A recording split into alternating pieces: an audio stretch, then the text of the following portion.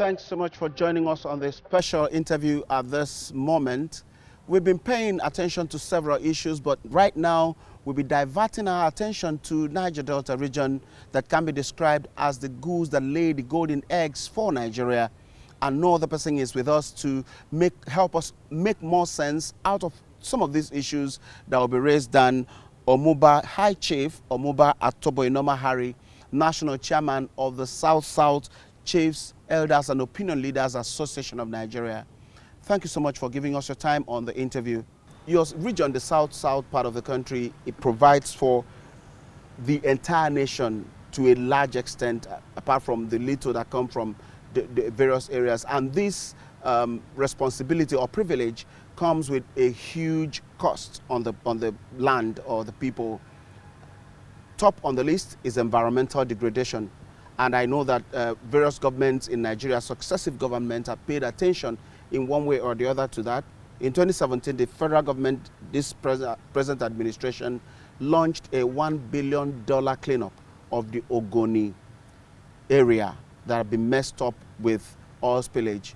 Tell us, 4 years down the line, how has that been? Well, thank you for having me in your program. Orgoni Cleanup has been on the news for quite a long time, as you quoted. But unfortunately, I would say there are more paperwork than practicality, or what we see on ground. Yes, I won't say that nothing has been done, but the publicity to it and so-called $1 billion, as we have just mentioned, and up to now that they have not been able to clean up to perfection. I think it's more political than the way we are looking at it.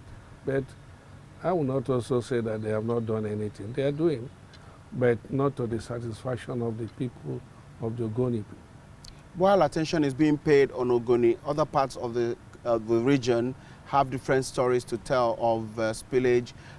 Tell us how responsible now, with the new and renewed focus on ensuring that the environment is safe, how responsible the oil companies are presently in terms of ensuring that there are less spillage, number one, and secondly, when it occurs, that it is properly attended to.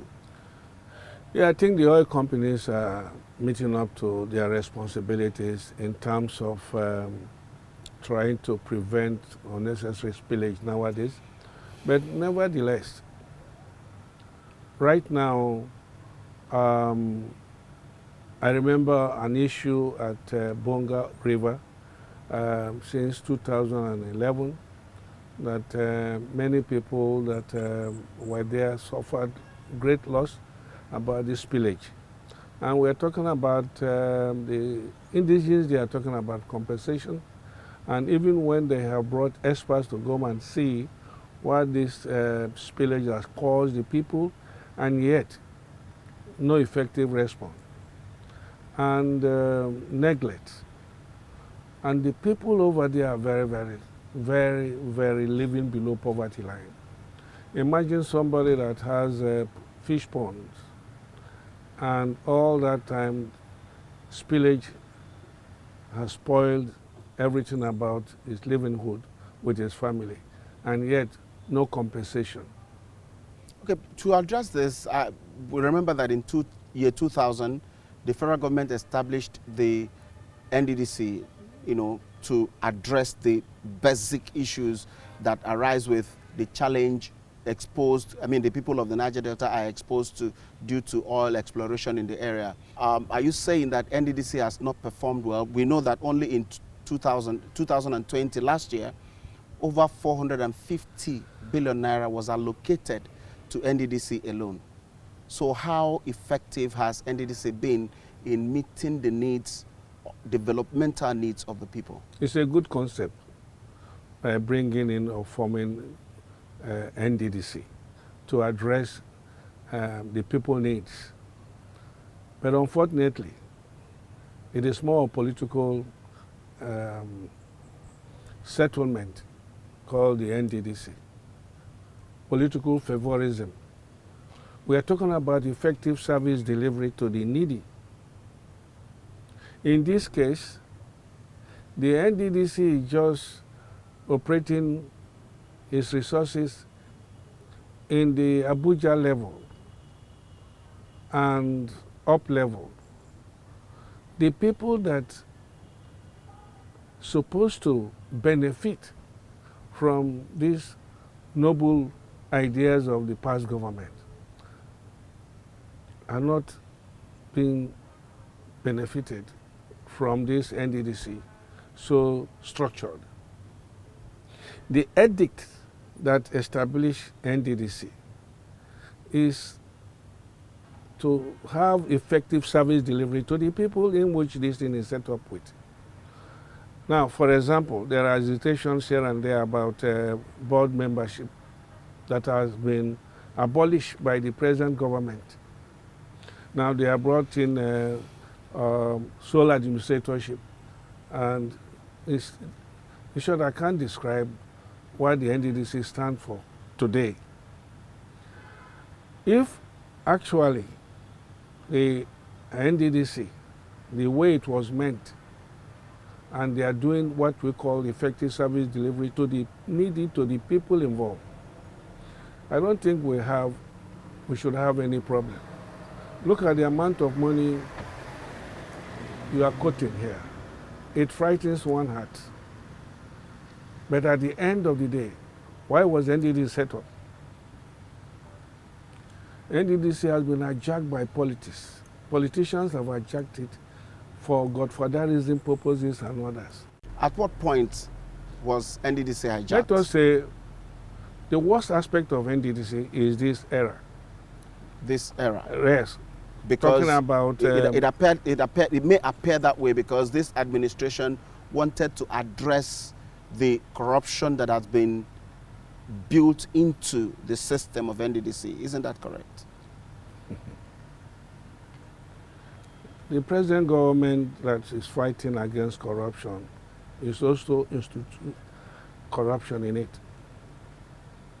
The present government so far that is managing the NDDC is not following the edicts to implementation stage. We are saying that the NDDC is supposed to be managed by board members, and there is a sole administrator. The sole administrator, we are talking about this top-down management approach that do not affect the needy. So when you say corruption, I think the corruption is more of now than even before. Okay, your concern is that the sole administrator that is operating the NDDC isn't part of the edict. At all. It's supposed to be, NDDC is supposed to be run by the board. Yes. And the board is not in existence exactly. as we speak. And the forensic audit of the NDDC, which is going on as we speak, also had unraveled a lot of mismanagement of fund. Considering how much that have been thrown into, I just gave you an example of 1 year, 450 billion naira set aside for NDDC operations. But when one gets into the nooks and crannies of the Niger Delta region, it appears that there's not much to show that such amount of money comes to this area. So it is not this government that caused it, is it? It is the people. It is the government. It is the people of the Niger Delta that have run NDDC from inception. Yes, I agree to that. I agree to that. And that takes me to productive and unproductive children or sons and daughters of the Niger Delta or the South-South people. Could you throw more light on that? Productive and unproductive children. Yes, the unproductive politicians that are managing the NDDC that has re-established poverty within the region. That's what I'm talking about. That do not have sense of belonging, feelings of the people. That actually what make NDDC stand for. No. Recently you had what happened in the Senate. Dramatization of fainting and non-fainting saga. The NDDC is not touching the people they're supposed to touch in terms of service delivery. My concern before we leave this topic is for us to understand where the problem actually lies. Yeah. Is it in the government that established the NDDC, or in the government that provides money for the NDDC to operate, or in the people that have been running NDDC? Where is the problem actually? There's no problem in establishing NDDC. It's a good concept in order to eradicate poverty within the region and also to improve infrastructure within the region that we're talking about. It is the management. So the people that manage NDDC. Thank you. And they are sons and daughters of the Niger Delta. Yes. So the problem of the Niger Delta is within the Niger Delta. Can we say that? Of course, in a way, yes. Okay. Because the people that are managing the NDDC, yes, of course, they are from the Niger Delta area, but they have their, what I call, to settle their masters who appointed them there. I don't know. That is why NDDC is more political, godfatherism, favorism, than the purpose in which NDDC was established. That's what I'm saying. Okay, so we leave it at that, and then maybe we touch some other things that may, throw more light on that. But presently, the issue of insecurity in the Niger Delta is beginning to worry a few people. Violence, because of certain very obvious reasons, is not new to the region.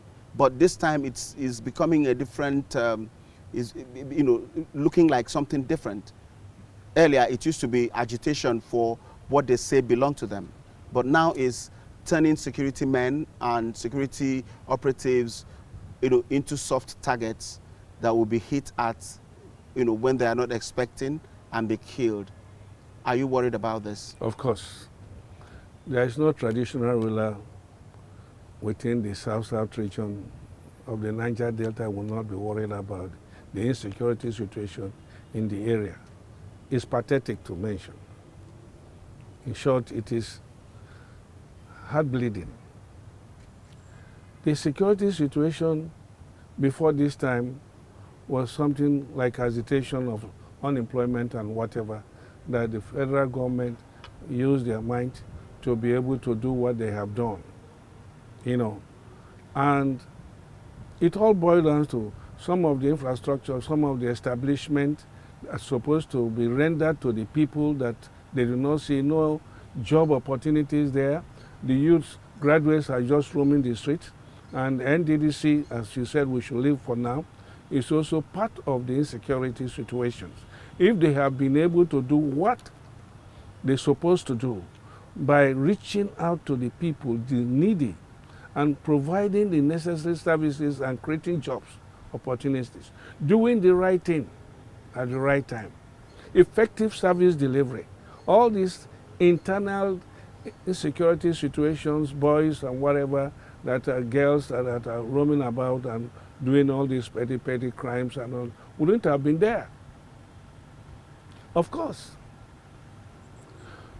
Now, until when the top-down management approach being input into the NDDC come to cease, godfatherism come to cease, political patronage come to cease, and now they form the NDDC as it's supposed to be. When you form the board members, you see, every board member is representing a constituency. A constituency. Okay. And now when they come, they look at the various constituency needs. Now when all this aspect of services is being cut out, what do you expect? So in essence, the solution to security yes, is not just military operations. You are suggesting, or you're saying that for there to be a permanent solution, there has to be some social solution with job creation and other interventions. Be social economic development to the people. Okay. And empower these youths and create job for them. Okay.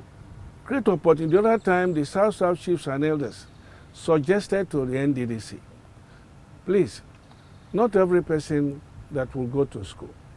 That does not mean, and not every person will carry gun to fight, say, freedom fighting. The South chiefs, elders and opinion leaders, which I am the national chairman, suggested a proposal to the NDDC. Look, why don't you create fishing trawlers or all these billions you are collecting?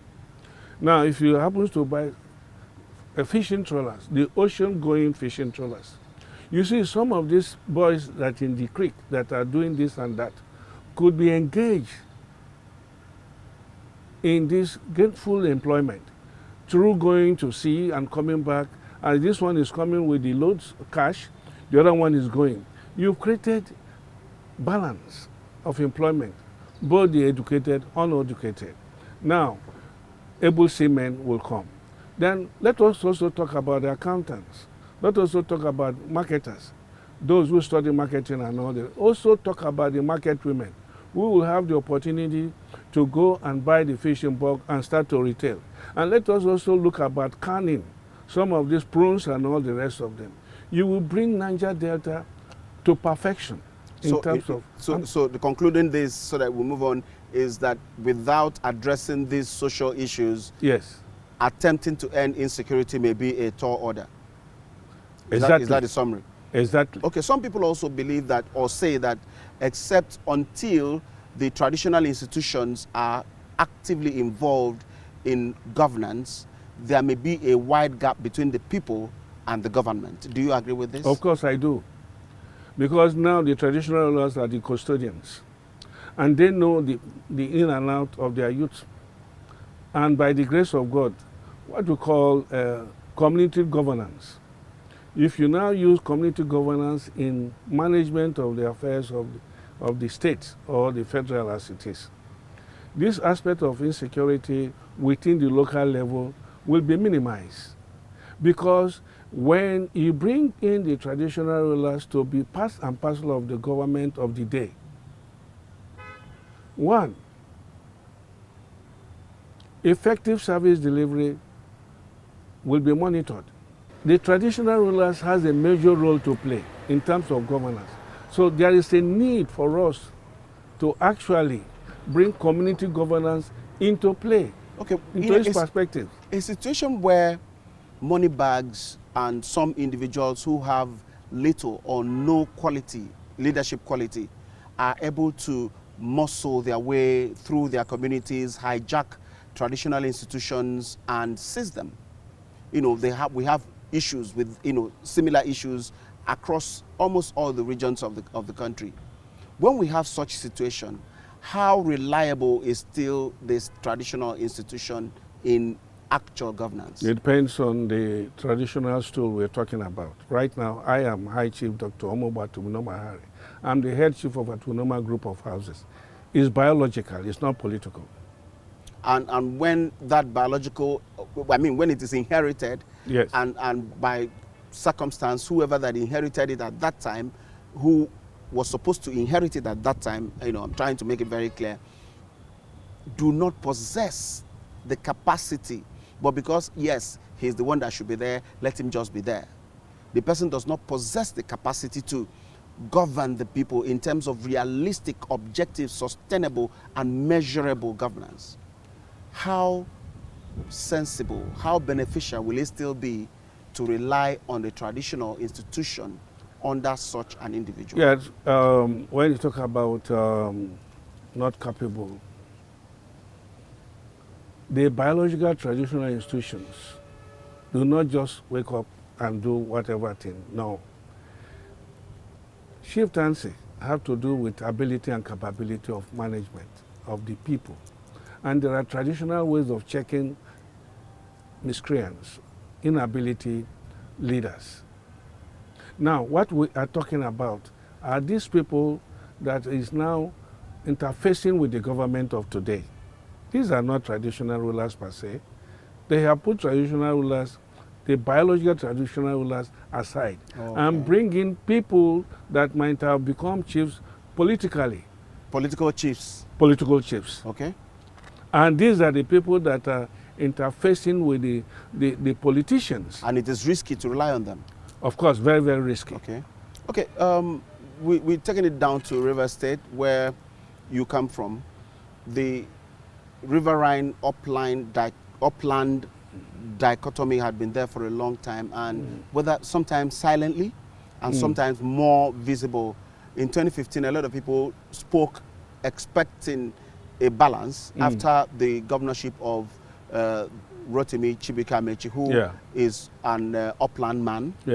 So they expected a balance, expecting that the governorship would go down to the riverine, but it's still on the upland. Tell us, first of all, has that agitation been balanced? Has the thought been sorted out from one end or the other, or for one reason or the other? What is the mood of the people in Rivers State as the tenure of the incumbent draws closer to the end? Yes, the riverine people are still expecting their turn. Now, riverine upland dichotomy is a mutual understanding. You see, some politicians are so greedy, avaricious. Now, upland riverine dichotomy is a good concept that ordinarily people who are not greedy will have to embrace. You are talking about Amechi. Before Amechi, who was Celestino Mayor? Before him, who was Odile? All these are upland. And now, Onyeso Wike, upland. I think by the grace of God, it has now been the turn of the riverine people. I pray God that it should move into the mindset of the politicians, selfish politicians, to realize no person has monopoly of wisdom. Let us balance it. Good, you asked me about the upland riverine dichotomy. It is a mutual understanding within the political players. And nature also has it. Look at it now. Today we are having a series of flyovers all over Port Harcourt and its environs, while nothing is being done within the riverine area. For God's sake, let the equation be balanced. Let also look at the riverine side of it and bring in people that can also govern the same state. So that if you are developing one side, let the development be balanced. That is what we're talking about. So the agitation is more like, let someone from the riverine become governor so that he will pay attention to the riverine and not the entire state. No, why not? It's the entire state we are talking about. But the example you gave, no, yes, lots of development going let the on. development be balanced. Okay. That is what I'm talking about. It does not mean that it will be monopolistic.